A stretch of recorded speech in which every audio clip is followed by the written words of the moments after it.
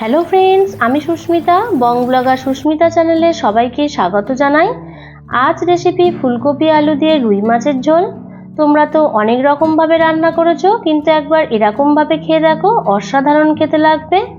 আলু ও ফুলকপি কেটে নিয়েছি। যা যা উপকরণে লাগছে: পেঁয়াজ ও টমেটো কুচি, পাঁচফোড়ন, কাঁচা লঙ্কা, গোটা জিরে ও আদা।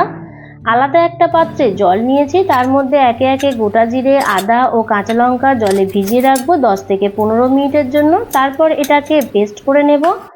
মাছের মধ্যে লবণ ও হলুদ দিয়ে ভালোভাবে মাখিয়ে নেব। জল গরম হয়ে আসলে লবণ ও হলুদ দিয়ে কেটে রাখা ফুলকপিগুলো দিয়ে দেব। হালকা ফুটে আসলে ফুলকপিগুলো নামিয়ে নেব। ফুলকপির মধ্যে অনেক ছোট ছোট পোকা থাকে, যেগুলো গরম জলে দিলে পোকাগুলোও মরে যায় আর ফুলকপির ডাঁটাগুলো অনেকটাই সিদ্ধ হয়ে আসে।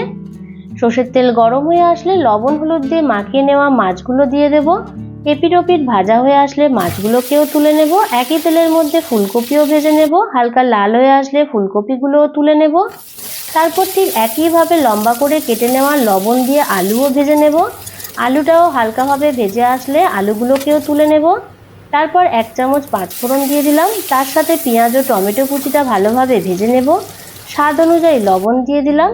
লবণ দিলে পেঁয়াজ ও টমেটো নরম হয়ে আসবে। নাড়াচাড়া করে নিয়ে সামান্য চিনি দিয়ে দিলাম, যাতে তরকারির রঙটা ভালো আসে। তারপর আদা জিরে কাঁচা লঙ্কার পেস্টটা দিয়ে ভালোভাবে কষিয়ে নেব। কষানো হয়ে যাওয়ার পর 1/2 চামচ হলুদের গুঁড়ো, 1/2 চামচ কাশ্মীরি রেড চিলি পাউডার দিয়ে আবারও নাড়াচাড়া করে নেব। ভেজে রাখা আলুগুলো দিয়ে ভালোভাবে কষিয়ে নেব।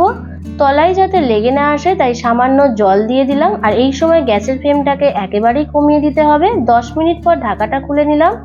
হালকা তেল ছেড়ে আসলে ফুলকপিগুলো দিয়ে আবারও কষিয়ে নেব। কষানো হয়ে যাওয়ার পর ঈষৎ উষ্ণ জল দিয়ে দেব। ঝোলের পরিমাণটা কমে আসলে ভেজে রাখা মাছগুলো দিয়ে দেব। ঠিক নামাবার সময় ধনেপাতা দিয়ে দিলেই একেবারে রান্না রেডি। ভিডিওটা ভালো লাগলে অবশ্যই একটা লাইক কমেন্ট শেয়ার করতে ভুলবে না। নতুন কেউ দেখে থাকলে চ্যানেলটাকে সাবস্ক্রাইব করে দিয়ে বেল আইকনটাকে অল করে দিও। নতুন কিছু রেসিপি জানার থাকলে কমেন্ট করে জানিও, আমি যথাসাধ্য চেষ্টা করব। আবার দেখা হবে নেক্সট কোনো রেসিপি নিয়ে। ততক্ষণের জন্য তোমরা ভালো থেকো, সুস্থ থেকো, টাটা।